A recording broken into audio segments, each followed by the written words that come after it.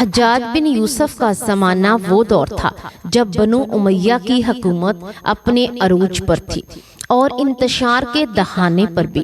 حجاج اپنی سخت مزاجی، فیصلہ کن قوت اور بے مثال حکمت عملی کے باعث پورے ممالک میں خوف کی ایک علامت بن چکا تھا۔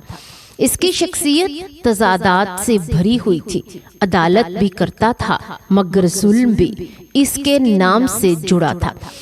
رعایا اس کی ہیبت سے کانپتی مگر دشمن اس کی چالوں سے بچ نہیں پاتے تھے۔ اس نے عراق، حجاز، یمن اور پورے مشرقی خطے میں نظم قائم کیا، مگر اس نظم کے پیچھے اس کی سختی کی تیز دھار ہمیشہ محسوس کی جاتی رہی۔ اس شخصیت کے دور میں اپنے عجیب و غریب واقعات رونما ہوئے جنہوں نے تاریخ کی راہوں میں سناٹے بکھیر دیے۔ یہ وہی زمانہ ہے جس کے بارے میں آج ہم آپ کو وہ واقعہ سنانے جا رہے ہیں، ایک ایسا واقعہ جس کے بارے میں شاید کہ آپ نے پہلے کبھی نہیں سنا ہوگا، ایک ایسا واقعہ جو سننے والوں کی روح تک ہلا دیتا ہے اور جو ہمیں یاد دلاتا ہے کہ اللہ کی پکڑ کبھی بھی اچانک اور کہیں سے بھی آ سکتی ہے۔ اب ہم اس واقعے میں داخل ہوتے ہیں۔ بسم اللہ الرحمن الرحیم۔ السلام علیکم ورحمۃ اللہ وبرکاتہ۔ یہ بات حجاج کے آخری دور کی ہے جب اس کے جسم پر بیماری نے وار کرنا شروع کر دیا تھا۔ اس کی رگوں میں وہی خون تھا جس نے کبھی بغاوتوں کو کچلا تھا، مگر اب وہ خود اپنے ہی جسم کا قیدی بنتا جا رہا تھا۔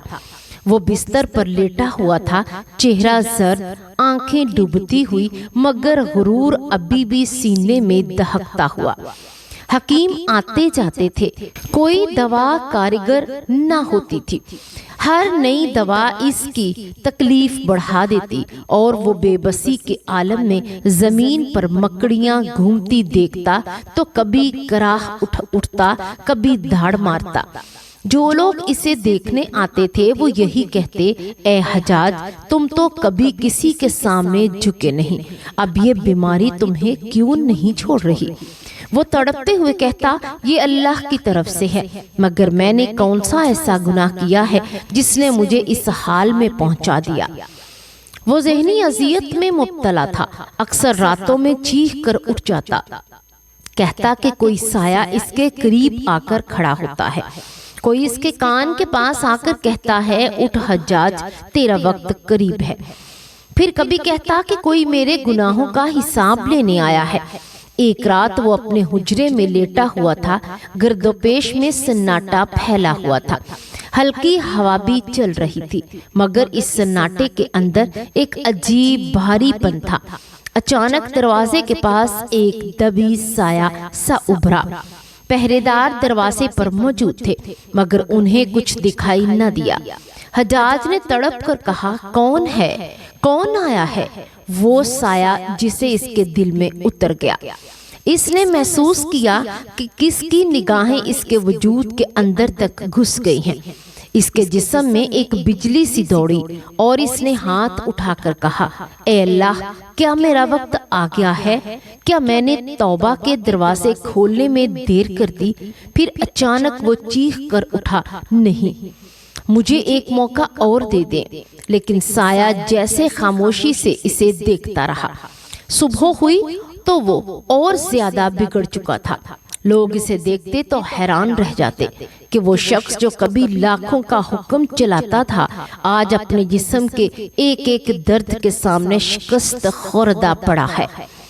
اس کے قریب موجود افراد نے کہا کہ شاید وہ وہم کا شکار ہو گیا ہے، شاید کہ بیماری نے ذہن کو کمزور کر دیا ہے، مگر کچھ لوگ جانتے تھے کہ حجاج وہم میں مبتلا ہونے والا آدمی نہیں تھا۔ وہ اگر کچھ کہہ رہا تھا تو یقیناً کچھ نہ کچھ ہو بھی رہا تھا۔ اگلی رات پھر وہی ہوا، ایک اور سایہ، ایک اور خوف اور ایک اور چیخ۔ اس بار اس نے کہا، یہ وہی ہیں جو اعمال دکھاتے ہیں، یہ میری زندگی کے وہ گناہ ہیں جو اب مجھ سے سوال پوچھ رہے ہیں۔ پھر اس نے ایک عجیب بات کہی کہ میں نے دین کی خدمت بھی کی مگر شاید میں نے غرور کے ساتھ کی، شاید کہ میں نے اللہ کے بندوں کو خوف زدہ کیا، شاید میرے دل کی نیت کہیں بگڑ گئی۔ وہ گھبراہٹ میں زبان ہلکا ہلکا کاٹتا، کبھی ہاتھوں کو مسلتا اور کبھی اپنے چہرے کے دونوں ہاتھوں سے ڈھانپ لیتا، جیسے وہ کسی ایسے منظر کو دیکھ رہا ہو جیسے کوئی دوسرا دیکھ نہیں سکتا۔ وقت گزرتا گیا، تکلیف بڑھتی گئی، اس کی پلکوں کے پیچھے جیسے فلم چل رہی تھی۔ ہر ظلم، ہر فیصلہ، ہر سختی، ہر گستاخانہ فخر، سب اسی کے سامنے کھڑا ہوتا جا رہا تھا۔ وہ حلق سے آواز نکالتا، اے کاش کہ میں رک جاتا، اے کاش میں نے اپنے دل سے پوچھ لیا ہوتا کہ میں جو کر رہا ہوں وہ اللہ کے لیے کر رہا ہوں یا اپنی طاقت کے لیے۔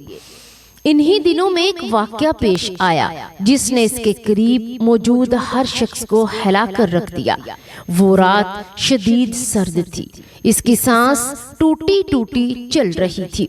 چند لوگ اس کے پاس کھڑے تھے، اچانک اس نے دونوں ہاتھ فضا میں اٹھا دیے اور زور سے کہا، یہ دیکھو یہ کون ہے جو میرے سامنے کیوں کھڑے ہیں؟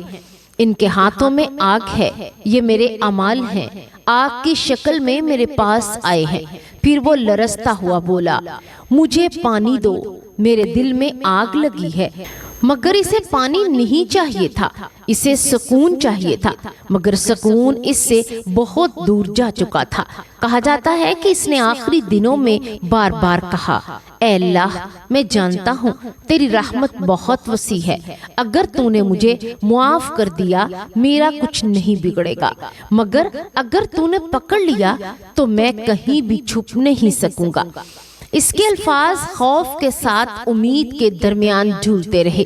اس وقت اس کی پہلی رات کا احوال ختم ہوتا ہے۔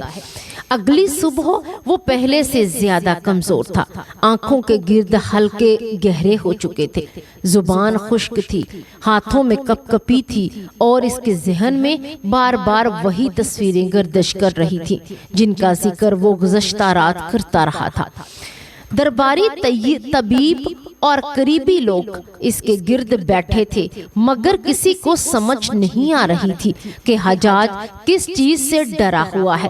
بیماری تو ایک طرف، مگر اس کا خوف کسی اور ہی دنیا سے آنے والا لگ رہا تھا۔ اچانک اس نے کہا، میں نے پوری زندگی میں کبھی کسی سے نہ ڈرا، مگر آج دل کا بوجھ ہڈیوں میں اتر گیا ہے۔ مجھے لگتا ہے کہ حساب کا وقت قریب آ رہا ہے۔ لوگ گھبرا گئے، کسی نے اسے تسلی دی، کسی نے دعا کروائی، مگر اس کے دل کی آگ کم نہ ہوئی۔ اسی رات وہ ہولناک واقعہ پیش آیا جس نے اس کے قریب موجود ہر شخص کو لرزا دیا۔ رات گہری ہو چکی تھی، چراغوں کی روشنی ماند پڑ رہی تھی، خاموشی اتنی گہری تھی کہ سانسوں کی آواز بھی سنائی دے رہی تھی۔ حجاج نیم بے ہوش کی حالت میں تھا۔ اچانک اس نے آنکھیں کھول دی۔ اس کی آنکھوں میں ایسا خوف تھا جو عام آدمی میں دیکھنا ممکن ہی نہیں تھا۔ اس نے ہانپتے ہوئے کہا، وہ پھر آ گئے ہیں، میں ان سے نہیں بچ سکتا۔ میں نے دنیا میں جن لوگوں کو رلایا آج وہ سب میرے سامنے کھڑے ہیں۔ میں نے جن پر ظلم کیا ان کی آہیں آج میرے گرد منڈلا رہی ہیں۔ پھر اس نے دیوار کی طرف اشارہ کیا جیسے وہاں کوئی کھڑا ہو اور کہا، یہ دیکھو یہ سب میرے اعمال ہیں، ہر عمل ایک چہرہ بن کر آیا ہے جن کا میں نے حق مارا اور وہ آج میرا حق مانگنے آئے ہیں۔ پھر وہ زاروں قطار رونے لگا، ایسا رونا کہ جیسے اس کے اندر کی ساری طاقت بہہ رہی ہو۔ طبیب نے پاس آ کر اسے تھامنے کی کوشش کی، مگر اس نے ہاتھ جھٹک کر کہا، مت چھونا مجھے، میرا جسم جل رہا ہے، میرے گناہوں نے مجھے آگ میں پھینک دیا ہے۔ پھر اس نے کپ کپاتی آواز میں کہا، اللہ کی قسم اگر لوگ وہ دیکھ لیں جو میں دیکھ رہا ہوں تو ایک لمحے کے لیے بھی گناہ نہ کریں۔ اس کی آواز میں سچائی تھی، وہ سچائی جو اکثر صرف موت کے لمحوں میں ظاہر ہوتی ہے۔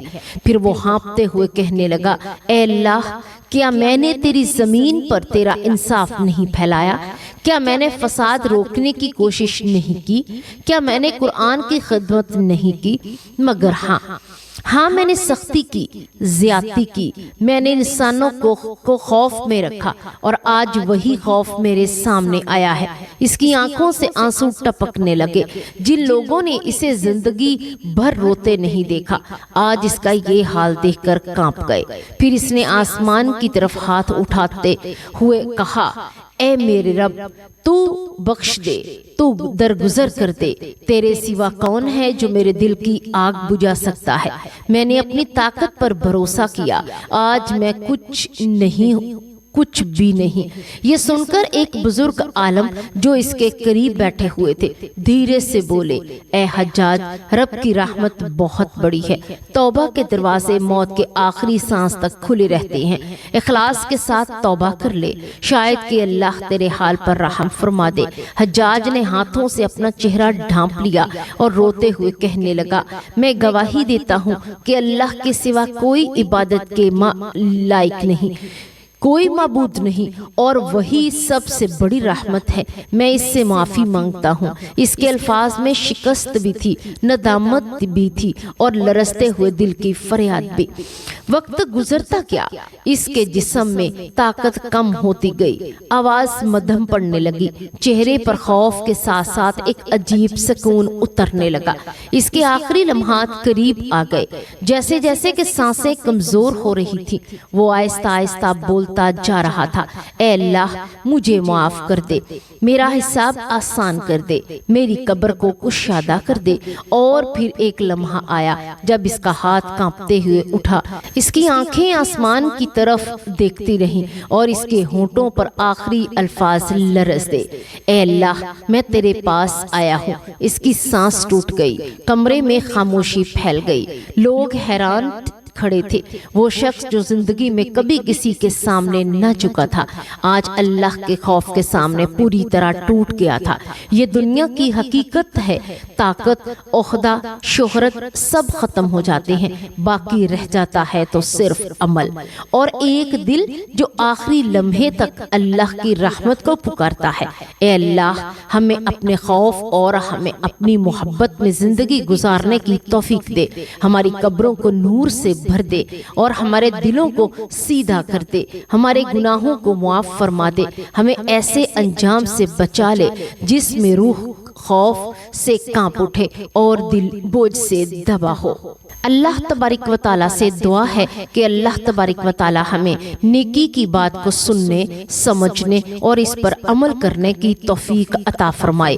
اللہ تبارک و تعالیٰ ہمیں قرآن و حدیث کے مطابق زندگی بسر کرنے کی توفیق دے۔ اللہ تبارک و تعالیٰ ہمیں قرآن پاک کو ترجمے کے ساتھ پڑھنے کی اور سمجھنے کی توفیق عطا فرمائے۔ اللہ تبارک و تعالی ہمیں نیکی کے راستے پر چلائے اور برائی کے راستے سے محفوظ رکھے۔ اللہ تبارک و تعالی ہمیں پنجگانہ نمازی بنائے اور ہماری نمازوں میں خشوع و خضوع پیدا فرمائے۔ اللہ تبارک و تعالی ہمیں شیطان کے شر سے محفوظ رکھے اور نیکی کا راستہ دکھائے۔ آمین یا رب العالمین۔